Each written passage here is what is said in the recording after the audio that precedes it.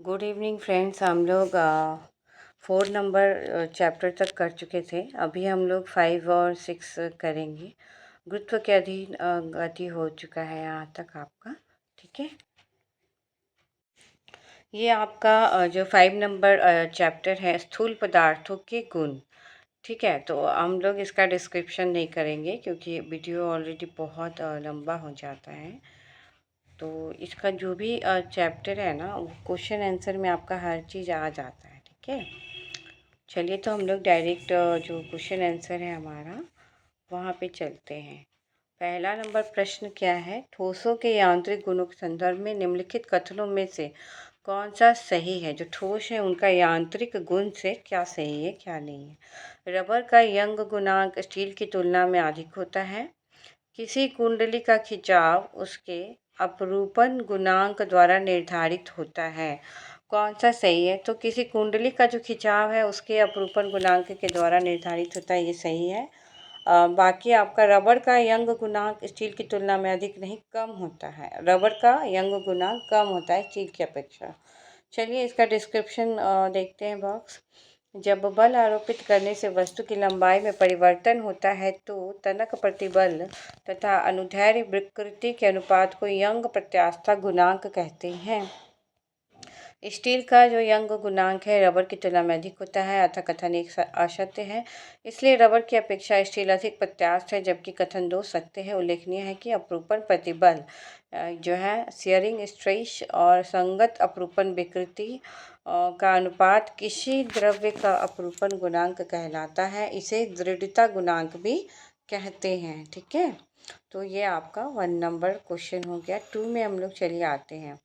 पदार्थ के एक रूप का कोई निश्चित आकार तो नहीं होता है, लेकिन इसका एक निश्चित आयतन होता है। पदार्थ के इस रूप का एक उदाहरण है क्या? मिट्टी का तेल। इसका कोई निश्चित आकार नहीं बट आयतन है। ये तेल है। क्या नहीं है? कार्बन स्टील नहीं है, क्रिप्टन नहीं है। ठीक है, मिट्टी का तेल है। ये 68वीं का प्रश्न है आपका। ठोसों के विपरीत तरल की अपनी कोई निश्चित आकृति नहीं होती। ठोस के विपरीत तरल की कोई आकृति तो नहीं होती जैसे ठोस की होती है। ठोस और द्रव का निश्चित आयतन होता है, जबकि गैस पात्र के कुल आयतन को भर देती है। ठोस, द्रव तथा गैस का आयतन इस पर लगने वाले प्रतिबल अथवा दाब पर निर्भर है। ठोस पे, द्रव पे और गैस का जो आयतन है किस पे निर्भर होता है? ये इस पर लगने वाले प्रतिबल अथवा दाब पर निर्भर होता है। ठोस या द्रव के निश्चित आयतन से तात्पर्य क्या है? वायुमंडलीय दाब के अधीन आयतन से होता है। ठीक है, ठोस या द्रव के निश्चित आयतन से तात्पर्य क्या है? क्या वायुमंडलीय दाब जो है वो आयतन से होता है। क्रिप्टन एक गैस होता है, जबकि मिट्टी का तेल तो द्रव है। इन दोनों का कोई निश्चित आकार नहीं है होता। केरोसिन के आयतन में दाब या तापमान के प्रभाव में उल्लेखनीय परिवर्तन नहीं किया जा सकता, जबकि क्रिप्टन के एक गैस होने के कारण इसके आयतन में जो है दाब या तापमान के कारण परिवर्तन हो सकता है और भारी परिवर्तन हो सकता है। स्पष्ट है कि विकल्पों में एकमात्र केरोसिन ही है जिसका कोई निश्चित आकार नहीं होता है, लेकिन हाँ इसका निश्चित आयतन होता है। जो मिट्टी का तेल है उसको केरोसिन कहते हैं हम लोग। बाकी स्टील और क्रिप्टन नहीं, क्रिप्टन गैस है और स्टील ठोस है। ठीक है, चलिए वर्षा की बूंद की गोलाकार आकृति का कारण होता है पृष्ठ तनाव। ये 2nd नंबर भी आपका, 4 नंबर भी वही है। 5 में आते हैं, 5 भी वही है, जल में पृष्ठ तनाव। 6 में भी आपका वही है। 7 नंबर में है तेल जल के तल पर फैल जाता है। क्यों फैल जाता है जल के तल पर? तो जो तेल है, तेल का तल तनाव पानी से कम होता है। तेल का जो पृष्ठ तनाव है ना वो पानी से कम होता है, इसलिए वो फैल जाता है। मिट्टी का तेल पानी के ऊपर इसलिए फैलता है क्योंकि उसका घनत्व जो है पानी के घनत्व से कम होता है। तो इसका पृष्ठ तनाव या घनत्व जो है वो कम होता है पानी के घनत्व से, इसलिए वो फैल जाता है। ठीक है, 9 नंबर प्रश्न देखिए। साबुन के बुलबुले के अंदर का दाब क्या वायुमंडलीय दाब से अधिक होता है? यस, साबुन के बुलबुले का अंदर का दाब, साबुन का जो बुलबुला है उसके अंदर का दाब वायुमंडलीय दाब से अधिक होता है। आंसर ए है आपका। साबुन के घोल के बुलबुले बड़े इसलिए होते हैं क्योंकि जल में साबुन घुलने पर उसका पृष्ठ तनाव कम हो जाता है। बुलबुले के अंदर का दाब सदैव बाहर के वायुमंडलीय दाब से अधिक होता है। जो साबुन है उसके घोल जो है बुलबुले बड़े इसलिए हो जाते हैं ना, क्योंकि जल में साबुन घोलते हैं हम लोग तो उसका पृष्ठ तनाव वहाँ पे कम हो गया, और बुलबुले के अंदर का जो दाब है वो बाहर के वायुमंडलीय दाब से अधिक हो जाता है। ठीक है, इसलिए बुलबुले बड़े होते हैं। 9 नंबर प्रश्न हो गया। 10 में हम लोग आते हैं। यदि साबुन के दो भिन्न भिन्न व्यास के बुलबुले को एक नली के द्वारा एक दूसरे से संपर्क में लाया जाए तो क्या घटित होगा? साबुन का जो दो भिन्न भिन्न व्यास का बुलबुला है उसको एक नली के द्वारा एक दूसरे के संपर्क में लाया जाए तो क्या घटित होगा? दो छोटा बुलबुला और छोटा व बड़ा बुलबुला और बड़ा हो जाएगा, छोटा बुलबुला और छोटा होगा और बड़ा बुलबुला और बड़ा हो जाएगा। ठीक है, जब एक दूसरे के संपर्क में लाया जाएगा तो किसी बुलबुले का आकार, उसमें भरी गैस के दबाव और पानी की फिल्म की त्रिज्या तथा मोटाई पर निर्भर करता है। छोटे बुलबुले में गैस का दबाव बड़े बुलबुले की अपेक्षा अधिक होगा, अतः नली में एक दूसरे के संपर्क में आने के साथ वो छोटा बुलबुला और छोटा और बड़ा हो जाएगा। 11 नंबर प्रश्न देखते हैं हम लोग। हाइड्रोजन से भरा हुआ पॉलीथीन का जो गुब्बारा है वो पृथ्वी के स्थल से छोड़ा जाता है। वायुमंडलीय ऊंचाई पर जाने से क्या होगा कि गुब्बारे के अमाप में वृद्धि होगी। गुब्बारे के अमाप में वृद्धि होगी जब वायुमंडल में वो जाएगा, और ये हाइड्रोजन से भरा हुआ पॉलीथीन का गुब्बारा होता है। ठीक है, 12 नंबर प्रश्न में आते हैं हम लोग। जब किसी साबुन के बुलबुले को आवेशित किया जाता है तो निम्न में से क्या घटित होता है? साबुन के बुलबुले को जब आवेशित किया जाता है तो त्रिज्या बढ़ जाती है। ठीक है, साबुन के जो बुलबुले हैं उनको आवेशित करने पर त्रिज्या बढ़ जाएगी। 13 नंबर प्रश्न देखते हैं। एक ही पदार्थ से बने चार तार जिनकी बीमारी नीचे दी गई है अलग अलग बार एक ही बार भार से खींचे जाते हैं, उनमें से किस एक से अधिकतम दैर्घ्य वृद्धि होगी? ठीक है, तो ये है आपका 3 मीटर लंबाई और 1.5 mm व्यास वाला तार। ठीक है, अब हम लोग आते हैं 14 नंबर प्रश्न में। ओके, यदि केशिकत्व की परिघटना नहीं होती तो क्या होता? तो आपका केरोसिन द्वीप का उपयोग मुश्किल हो जाता। सही है, कोई मृत्यु पेय का उपभोग करने के लिए स्ट्रॉ का प्रयोग नहीं कर पाता। स्ट्रॉ में वो चीज़ नहीं आता है ना, केशिकत्व की जो परिघटना है वो नहीं, स्याही में आता है। और बड़े पेड़ जिन्हें हम अपने चारों ओर देखते हैं ना, बड़ा बड़ा जो पेड़ होता है पृथ्वी पर नहीं उग पाते। ठीक है, बहुत कम जो है भीतरी व्यास वाली कांच की नली को केशिका नली कहते हैं। जब हम केशिका नली को किसी द्रव में इस प्रकार सीधा कर रखते हैं जो एक सिरा द्रव के सतह के नीचे रहेगा और दूसरा ऊपर रहेगा तो प्रायः द्रव इस नली में कुछ ऊंचाई तक बढ़ जाता है। यदि नली जो है कम लंबाई की होगी तो द्रव अधिक से अधिक इसके ऊपरी सिरे तक चढ़ता है, किंतु बाहर निकल कर गिरता तो नहीं है। द्रवों का केशिका नली में इस प्रकार का चढ़ना या नीचे गिर जाना केशिकत्व कहलाता है, और यह घटना द्रव एवं नली के कणों के बीच परस्पर आसंजन बल के कारण होती है। ये जो केशिकत्व की घटना है ना, द्रव और नली के कणों के बीच परस्पर आसंजन बल के कारण होती है। प्रकृति जो है केशिका क्रिया का बहुत बढ़िया उपयोग करती है, जिससे पेड़ पौधों को जड़ों को बारीक शाखाएं केशिका नलियों की भांति कार्य करके धरती से पानी लेती है और घुले पोषक तत्वों को ये ग्रहण करती है। केशिका क्रिया के फलस्वरूप ही लालटेन की बत्ती तेल को ऊपर पहुंचाती है, ब्लॉटिंग पेपर में स्याही सूखता है, तौलिया हमारे शरीर का पानी सूखता है। केशिका क्रिया में द्रव बिना किसी बाह्य बल की मदद से ही गुरुत्वाकर्षण की विपरीत दिशा में संकीर्ण नली में चढ़ता जाता है, जबकि स्ट्रॉ में ऐसा नहीं है। वो मुख द्वारा सहायक, जब मुंह से हम लोग खींचते हैं ना, ऐसा कुछ प्राकृतिक तो होता नहीं है स्ट्रॉ में। ठीक है, तो ये आपका IAS 2012 का प्रश्न था। अब हम लोग 15 नंबर प्रश्न में आते हैं। निम्नलिखित में से किस एक के लिए केशिकत्व एकमात्र कारण नहीं है? तो पौधों की जड़ों से जल का इसके पर्ण समूह की ओर चढ़ना ये नहीं है, बाकी स्याही का सूखना है। भूमिगत जल का ऊपर चढ़ना, सूती कपड़े पर जल की बूंदे का फैलना, ये भी केशिकत्व का कारण होता है। बट कौन नहीं है? तो पौधे की जड़ों से जल का इसके पर्ण समूह की ओर बढ़ना। ठीक है, दैनिक जीवन में केशिकत्व के अनेक उदाहरण मिलते हैं। सोखते के द्वारा स्याही का सूखना, भूमिगत जल का ऊपर चढ़ना, सूती कपड़े पर बूंद फैलना, लालटेन लैंप, ये सब। और पौधे की जड़ों से जल के इसके पर्ण समूह की ओर बढ़ने के लिए केशिकत्व के अतिरिक्त और भी केशिकत्व तो होता ही है, उसके अलावा प्रश्वेदन, संसंजन आदि क्रियाएं भी उत्तरदायी होती हैं। तो यहाँ पे क्वेश्चन में ही एकमात्र कारण नहीं है। जब जब इस टाइप का क्वेश्चन रहेगा तो आपको लॉजिक लगाना पड़ेगा। ठीक, 16 नंबर प्रश्न देखो, बत्ती वाले स्टोव में केरोसिन की बत्ती का वही सेम पृष्ठ तनाव, एक केस नली में जल की अपेक्षा एक तरल जो है अधिक ऊंचाई तक चढ़ता है।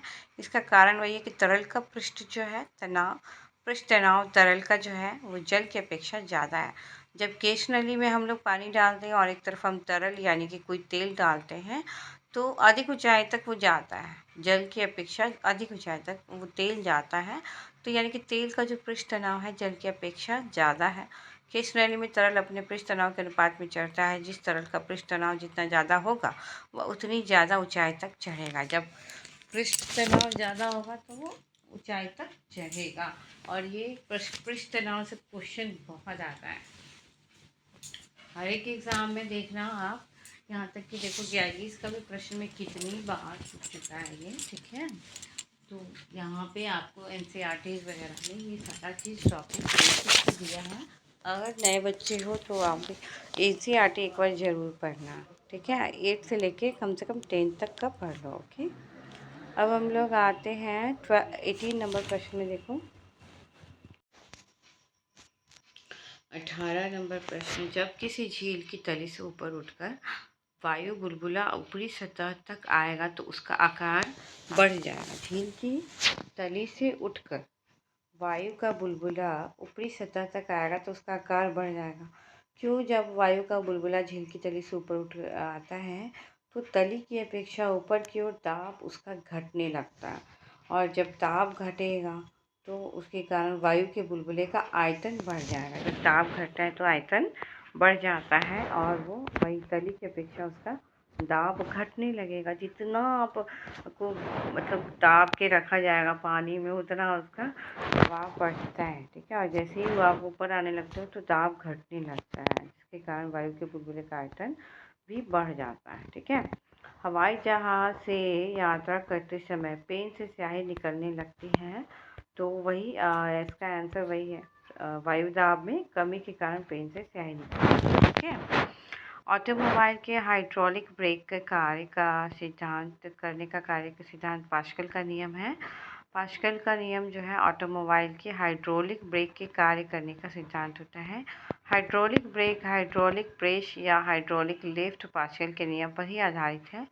ठीक है, ब्रेक, प्रेस और लिफ्ट पास्कल के नियम के अनुसार क्या है कि यदि गुरुत्वीय प्रभाव को नगण्य माना जाए तो संतुलन की अवस्था में किसी द्रव के भीतर प्रत्येक स्थान पर समान दाब रहता है।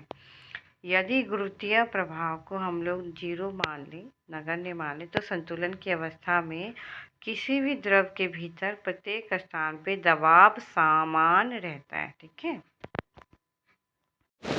और ये जो आपका 20 नंबर का जो प्रश्न है पास्कल का नियम, ये क्या था कि पदार्थ के यांत्रिक गुणों को बताता है। ये आपको एनसीईआरटी 8, 9 और 11 क्लास का जो है उसमें मिल जाएगा। पास्कल जो है ना फ्रांसीसी वैज्ञानिक थे। ठीक है, और इन्होंने तरल दाब का नियम दिया है, यानी कि गुरुत्व को यदि नगण्य मान ले तब संतुलन की स्थिति में तरल के प्रत्येक बिंदु पर दाब एक समान होगा। ये इन्होंने कहा है। दाब एक जगह नहीं होता है, सभी जगहों पर संचारित होता रहता है। समान दाब पर पानी चारों ओर समान परिमाण में संचारित होता है। ठीक है, जैसे कि आप एग्जांपल जेसीबी प्रेशर देने वाले मशीन से भारी मिट्टी जब उठाते हैं, ठीक है, उस तरह से इस नियम से तो कई द्रव चालित यंत्र भी बनाए गए जैसे हाइड्रोलिक ब्रेक, लिफ्ट और प्रेस। ठीक है, तो अगर ये आप दाब वाला देखते हो ना तो एक एनसीईआरटी में बहुत अच्छे से इसको समझाया हुआ है कि किस तरह से किसका फ़ायदा क्या हुआ कि कम एरिया में कम दाब लगाने से ज़्यादा एरिया यानी कि 10 गुना ज़्यादा फ़ायदा मतलब इसका उठा सकते हैं। जैसे हाइड्रोलिक तकनीक से हम ना कम बल लगाकर भी भारी सामान उठा लेते हैं। जैसे जेसीबी मशीन जो होता है ना, जिससे हम लोग वो क्या कहते हैं मशीन से भारी मिट्टी वगैरह उठाते हैं ना ज़मीन पर से, तो कम दाब कम प्रेशर लगाकर हम कितनी भारी चीज़ों को उठाते हैं। तो ये जो है जेसीबी का मशीन आपका पास्कल का नियम पे काम करता है। ठीक है, अब हम लोग 21 नंबर प्रश्न पे आए, देखते हैं। बैरोमीटर पठन में अचानक गिरावट हो जाए तो कौन से मौसम की दशा को बताता है? तो गिरावट अचानक तो तूफानी मौसम। ठीक है, 22 अगर है तो कौन सा आपका आंसर डी, यानी कि 1 कह रहा है कि फव्वारे के चित्र पर ध्यान दीजिए और कह रहा है कि फव्वारे के कौन से छिद्र से पानी अधिकतम दूरी तक फेंका जाएगा। तो 1 है। ठीक है, अधिकतम क्योंकि ज़्यादा पानी का तो वहीं पे होगा। ठीक है, किसी फव्वारे के छिद्रों से निकलने वाले जल की गति के मापन के लिए टॉरिसेली के नियम के अनुसार छिद्र से प्रवाह का वेग v = 2gh, जहाँ g गुरुत्वीय त्वरण, h फव्वारे के जल के स्तर के छिद्र की दूरी, और चूंकि छिद्र जो है एक जो है जल स्तर से सर्वाधिक दूरी पर है, गहराई पर है मतलब, तो अतः सूत्र के अनुसार यहीं से आपका ज़्यादा पानी दूरी तक फेंका जाएगा। ठीक है, अब हम लोग 24 नंबर प्रश्न में देखो आते हैं। ताप बढ़ने के साथ द्रव की श्यानता घटती है। जब ताप बढ़ेगा ना तो द्रव की श्यानता घटेगी। ओके, ताप बढ़ने के साथ द्रव की श्यानता घटती है। द्रव का वह गुण जिसके कारण द्रव अपनी भिन्न भिन्न परतों में होने वाले सापेक्ष गति का विरोध करता है। द्रव का वह गुण जिसके कारण द्रव जो है ना अपनी भिन्न भिन्न परतों में होने वाली सापेक्ष गति का विरोध करता है, श्यानता कहलाता है। ठीक है, तो द्रवों की श्यानता ताप के बढ़ने पर घट जाती है। यही कारण है कि जून माह में सीरा जनवरी माह की तुलना में कम शान होता है। अब आते हैं हम लोग 25।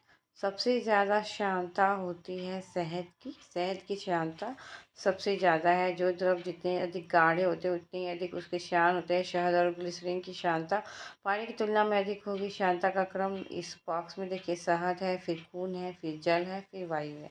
शहद, खून, जल, वायु। तो जल का देखिए श्यानता सबसे ज़्यादा या कम? शहद का देखो 2000 से 10,000 तक है, श्यानता सबसे ज़्यादा इसी का है। ठीक है, 26 नंबर प्रश्न में आते हैं, निम्न में से कौन से सबसे अधिक श्यान है? तो शहद है। एक ही क्वेश्चन है। तापमान की वृद्धि के साथ ग्लिसरीन की श्यानता बढ़ जाती है। तापमान में वृद्धि वनुओं की गतिज ऊर्जा को बढ़ा देती है। क्या सही है? ए गलत है, परंतु आर सही है। तापमान में वृद्धि के साथ किसी भी द्रव यानी कि ग्लिसरीन आदि कुछ भी तापमान में वृद्धि होगा तो द्रव की श्यानता बढ़ने के बजाय घट जाती है। किसी भी द्रव यानी कि ग्लिसरीन वगैरह आदि का जब तापमान में वृद्धि होगा तो उसकी श्यानता घट जाती है। तापमान में वृद्धि अणुओं की गतिज ऊर्जा को बढ़ा देती है। देखो, अणुओं की गतिज ऊर्जा बढ़ जाती है जब हम किसी चीज़ को गर्म करते हैं और वो फैलने लगता है, बट उसकी श्यानता को घट जाती है। ठीक है, तो इसलिए आपका ए गलत है, क्योंकि ये श्यानता घट जाती है ना, और तापमान में अणु की गतिज ऊर्जा बढ़ जाती है। ठीक है, हम लोग 28 नंबर प्रश्न में आते हैं। वस्तु की मात्रा बदलने पर अपरिवर्तित क्या रहेगा? जब मात्रा बदलेंगे तो अपरिवर्तित रहेगा उसका घनत्व। मात्रा बदलने पर उसका घनत्व अपरिवर्तित रहता है। वस्तु का घनत्व जो है ना उसके द्रव्यमान और आयतन के अनुपात पर निर्भर करता है। ठीक है, उसका मतलब डी इसका टू घनत्व है, एम द्रव्यमान और भी आयतन, डी इसका to M by V. Okay, तो जो वस्तु का घनत्व है उसके द्रव्यमान पे और आयतन के अनुपात पे निर्भर करता है। ठीक है, 29। कड़े जाड़े में झील की सतह हिमशितित हो जाती है। जाड़े के टाइम में हिमशितित हो जाती है, किंतु उसके तल में जल द्रव अवस्था में बना रहता है। यह किस कारण से होता है? जल की सघनता यानी कि डेंसिटी 4 डिग्री सेंटीग्रेड पर अधिकतम होती है। ठीक है, झील वाला जो मैटर है यह ऑलवेज पूछता है उसके तल में जल जो है द्रव अवस्था में ही है, लेकिन उसका जो ऊपरी भाग है वो बर्फ में बदल रहा है। तो क्या कारण होता है? क्योंकि जो जल की सघनता होती है ना 4 डिग्री सेंटीग्रेड पर अधिक होती है।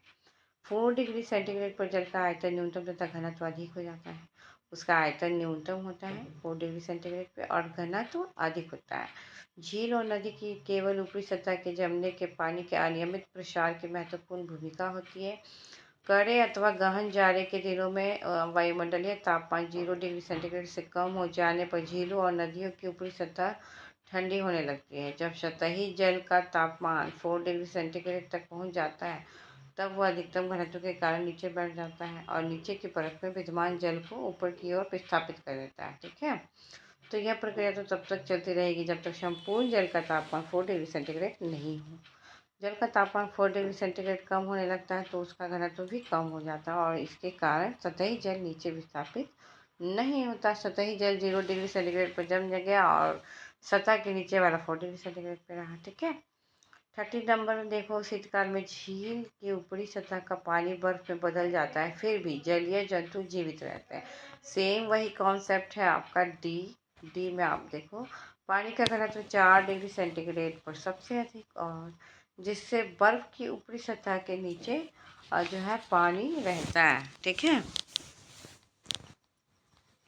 शीतकाल में झील की ऊपरी परत जो है 0 डिग्री सेंटीग्रेड तक ठंडा होने पर बर्फ बन जाती है ऊपरी सतह, लेकिन नीचे का जो जल का है तापमान वो तो 4 डिग्री सेंटीग्रेड मतलब द्रव अवस्था में ही है ना, तो इसलिए झील और तालाब में बर्फ के नीचे 4 डिग्री सेंटीग्रेड पर पानी रहता है, जिससे मछलियाँ और अन्य जलीय जंतु जीवित रहते हैं।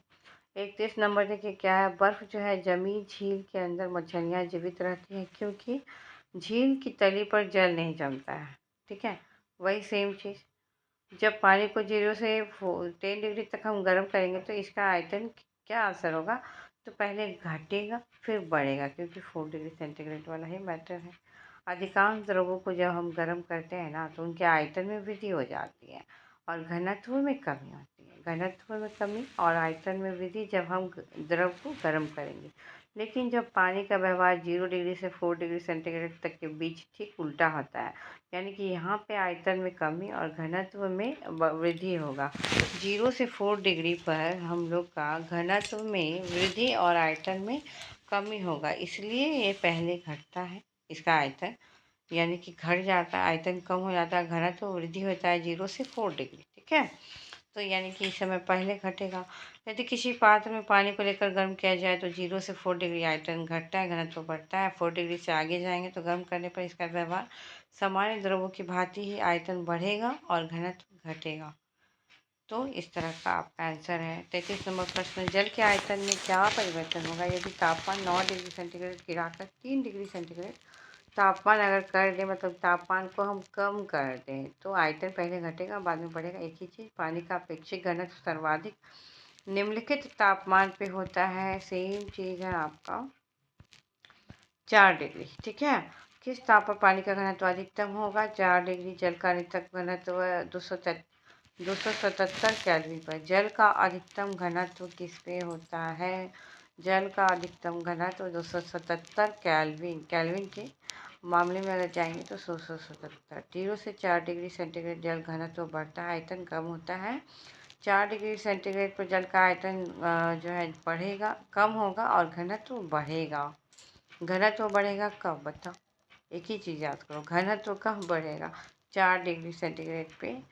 ठीक है, यदि किसी गैस का आयतन अगर 27 डिग्री पर संपीड़ित मूल का आधा रह जाए तो उसे किस ताप तक गर्म किया जाए कि पुनः वह मूल आयतन प्राप्त कर सके? तो 327 डिग्री सेंटीग्रेड। IS 94 का प्रश्न है। चलिए हम लोग 38 नंबर प्रश्न में आते हैं। निम्नलिखित में से कौन गैसों के द्रवीकरण के लिए उपयुक्त स्थिति का प्रतिनिधित्व करता है? तो कम तापमान उच्च ताप। कौन जो है गैसों के द्रवीकरण के लिए उपयुक्त स्थिति का प्रतिनिधित्व करता है? कम तापमान उच्च दाब। ठीक है, गैसों के द्रवीकरण के लिए उपयुक्त स्थिति कम तापमान तथा उच्च दाब होती है, क्योंकि उच्च दाब और कम तापमान की स्थिति में गैसों के अणु पास पास आ जाते हैं, जिससे उनकी गतिज ऊर्जा कम हो जाती है, जिसके परिणाम स्वरूप गैस जो है तरलीकृत अवस्था में परिवर्तित हो जाती है।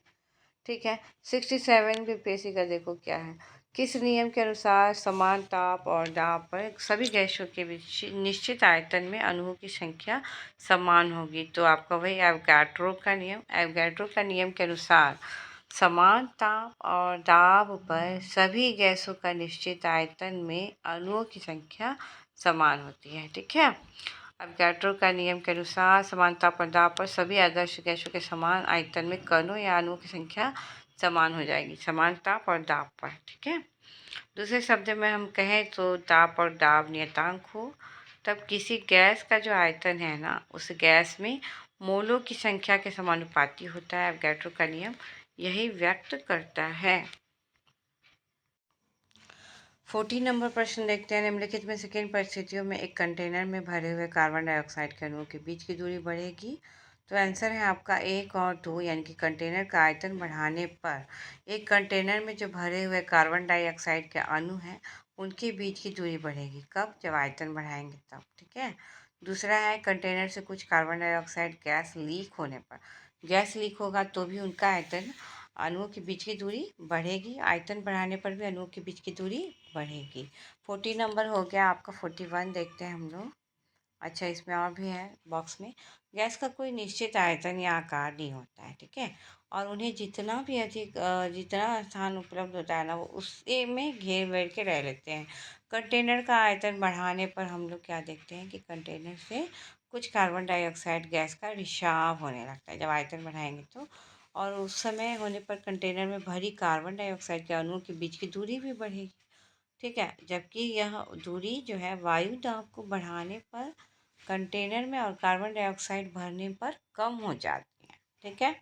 41 नंबर प्रश्न में देखते हैं हम लोग। लोहे का एक गोला पारद पर तैरता है किंतु पानी में तो डूब जाता है। लोहे का अपेक्षित घनत्व पारद के अपेक्षित घनत्व से अधिक होता है। क्या ये सही है? ये तो सही है, परंतु आर गलत है, क्योंकि लोहे का अपेक्षित घनत्व पारद के अपेक्षित घनत्व से कम नहीं होता है। ठीक है। लोहे का गोला पारद पर तैरता है और पानी में तो ये डूब जाता है। पारद के ऊपर यानी कि मरकरी के ऊपर ही तैरता है। इसका कारण यह है कि मरकरी का अपेक्षित घनत्व लोहे के अपेक्षित घनत्व से अधिक होता है। ठीक है। क्वेश्चन में क्या था? लोहे का अपेक्षित घनत्व पारद के अपेक्षा अधिक होता है, तो नहीं। जो है कि लोहे के अपेक्षित घनत्व से अधिक होता है पारद का ही। जबकि पानी का जो है, पानी का लोहे से कम होता है।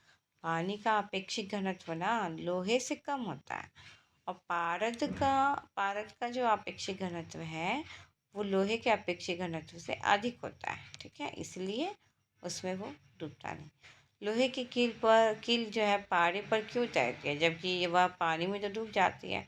सेम चीज़ है, लोहे का घनत्व पानी से अधिक है और पानी से कम। लोहा का घनत्व अधिक है और पारे से कम है। ठीक है। ठीक है। लोहे का गोला पारद पर तैरता है किंतु पानी में डूब जाता है। इसका कारण यह है कि पारद का अपेक्षित घनत्व अधिक है। 42 नंबर प्रश्न देखते हैं। लोहे की कीलें पारे पर क्यों तैरती है जबकि वो पानी में डूब जाती है? लोहे का घनत्व पानी से अधिक है। लोहा का घनत्व पानी से अधिक है तथा पारे से तो कम है। लोहा का घनत्व पानी से अधिक है, पारे से कम है। एक सुई पानी में डूब जाती है जबकि लोहे से बना जहाज तो पानी पर तैरता है। ऐसा क्यों? क्योंकि सुई का जो अपेक्षित घनत्व है ना, उसके द्वारा हटाए हुए पानी के अपेक्षित घनत्व से अधिक होता है। 43 हो गया हमारा। किसी वस्तु का अपेक्षित घनत्व किसी वस्तु का अपेक्षित घनत्व उस वस्तु के भार तथा उस वस्तु द्वारा हटाए गए जल के भार के अनुपात को प्रदर्शित करता है। शुद्ध जल का अपेक्षित घनत्व 1 होता है। वे वस्तुएं जिनका अपेक्षित घनत्व 1 से कम होता है वे तैरती हैं, जबकि जिन वस्तुओं का अपेक्षित घनत्व 1 से अधिक होगा तो वो जल में डूब जाएगी। ठीक है। 44 नंबर देखते हैं। लोहे की सुई जो है पानी की सतह पर किस कारण से तैरती है? सेम चीज़, पृष्ठ तनाव के कारण। 45 नंबर क्वेश्चन। जब कुएं से पानी की बाल्टी ऊपर खींचते हैं हम लोग तो हमें यह महसूस होता है कि जो बाल्टी है वो पानी की सतह से ऊपर भारी हो गई है। आर्किमिडीज का ये सिद्धांत है प्लवन का। किसी भी वस्तु का भार जो है ना पानी में कम होता है और पानी की सतह पर आते ही वह ऊपर अधिक प्रतीत होता है। वस्तु के भार में प्रतिष्ठित कमी पानी द्वारा वस्तु पर ऊपर की दिशा में लगाए गए बल के कारण होती है। पानी जो वस्तु पर ऊपर की दिशा में बल लगा रहा है ना, उसके कारण जो है उसका भार कम लगता है। ठीक है। और यह कमी जो है वस्तु द्वारा विस्थापित जल के भार के बराबर होती है। ठीक है। 46 नंबर प्रश्न देखते हैं हम लोग। एक भारहीन गुब्बारे में, ठीक है, एक भारहीन गुब्बारे में 200 ग्राम जल भरा गया है। इसका जल में भार होगा क्या? 0। जब कोई वस्तु जल में आंशिक या पूर्ण रूप से डुबाई जाती है तब उसके भार में कमी आ जाती है और यह भाषी कमी उसके द्वारा हटाए गए द्रव के भार के बराबर होता है। जबकि अब चूंकि गुब्बारे में जल के अंदर ऊपर तथा नीचे दोनों ओर प्लावन बल लग रहा है, तब जल में गुब्बारे का भार इक्वल टू भार माइनस उत्प्लावन बल। तो भार 200 है, उत्प्लावन बल 200, तो 0 हो जाएगा। जल में गुब्बारे का भार 0 हो जाएगा। 46 हो गया आपका। 47 में आओ। बादलों के वायुमंडल में तैरने का कारण है उनका कम घनत्व। कम घनत्व के कारण बादल वायुमंडल में तैरते हैं। गर्मी के दिनों में वायुमंडल में उपस्थित जलवाष्प गर्मी पाकर गर्म होती है, जिससे जलवाष्प घनत्व घटता है। घनत्व के घटने के कारण जलवाष्प हल्की होकर ऊपर उठती है। घनत्व घट जाएगा ना, तो जो जलवाष्प है वो हल्की होकर ऊपर उठती है। वायुमंडल के ऊपरी भाग में दाब एवं ताप कम होने के कारण ये जलवाष्प फैलती है और पानी की छोटी छोटी बूंदों में परिवर्तित होकर तैरती है। इसी को हम लोग बादल कहते हैं। इन बूंदों का घनत्व अत्यंत कम और आयतन अधिक होता है। इनका घनत्व कम होता है, आयतन अधिक होता है बादल का। और इनसे जो है प्रति वर्ष वायु से एक बल प्राप्त होता है। प्रतिवर्ष वायु से एक बल प्राप्त होता है जो उनके भार को संतुलित करता है। इस प्रकार बादलों के वायुमंडल में तैरने का कारण इनका कम घनत्व है। ठीक है। समुद्र में प्लवन करते हुए आइसबर्ग का कितना भाग होता है जो समुद्र की सतह से ऊपर होता है? 1/9। 1/6 नहीं कर देना, वो चंद्रमा का जो है। ठीक है। तो आइसबर्ग का कितना भाग समुद्र की सतह से ऊपर है? तो 1/9 है।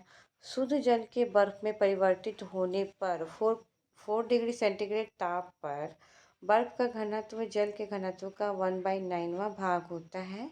अतः शुद्ध जल में बर्फ का 90% भाग पानी के अंदर और 10% भाग तो पानी के बाहर होना चाहिए।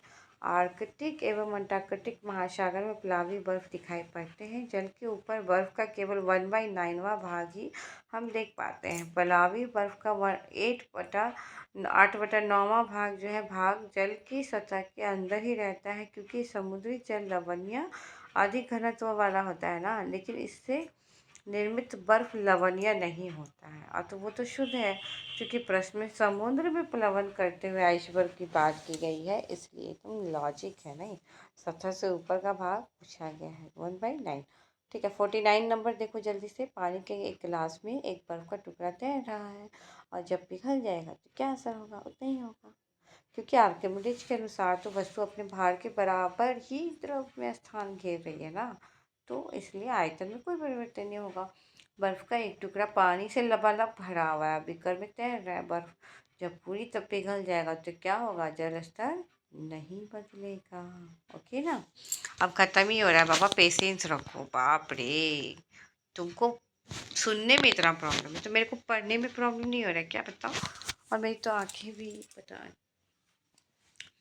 तो थोड़ा सा पेशेंस के साथ ही इस बार आपको ना बहुत अच्छी से तैयारी करना है और कुछ भी नहीं छोड़ना। एटलीस्ट घटना चक्र तो मत ही छोड़ना तुम। लूसेंट वूसेंट भी पढ़ो, बट आपको ना MCQ सॉल्व करने का एक आइडिया होता है कि कैसे आप लॉजिक से, एलिमिनेशन मेथड से आपने क्वेश्चन को सॉल्व करोगे। और मैं जल्दी जल्दी इसलिए पढ़ती हूँ क्योंकि आपको तो पेशेंस है नहीं, मेरे को तो बहुत पेशेंस है। बट आपका ये ख़त्म ही होने वाला है, एक चैप्टर और। ठीक है। 51 नंबर क्वेश्चन क्या है आपका? पानी के 4 डिग्री से सेंटीग्रेड पर शरीर तैरता है। पानी के 4 डिग्री सेंटीग्रेड पर शरीर तो तैरता है। यदि तापमान 100 डिग्री सेंटीग्रेड हो जाए तो क्या हो जाएगा? शरीर डूब जाएगा। द्रव को गर्म करने पर उसके आयतन में वृद्धि और घनत्व में कमी होगी। 4 डिग्री सेंटीग्रेड पर शरीर पानी पर तैर रहा है, क्योंकि शरीर का घनत्व 4 डिग्री सेंटीग्रेड जल के घनत्व से कम होता है। तब जब तापमान 100 डिग्री सेंटीग्रेड हो जाएगा तो पानी का घनत्व जो है शरीर की अपेक्षा कम हो जाएगा, तो शरीर तो डूब जाएगा ना।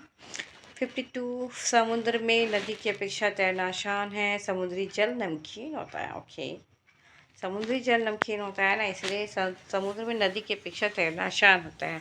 सोडियम क्लोराइड और अन्य लवणों की अधिकता के कारण समुद्री जल नमकीन होता है और समुद्री जल घनत्व अधिक हो जाएगा तो उसमें प्लावकता भी अधिक होती है, इसलिए समुद्र के जल में तैरना आसान होता है।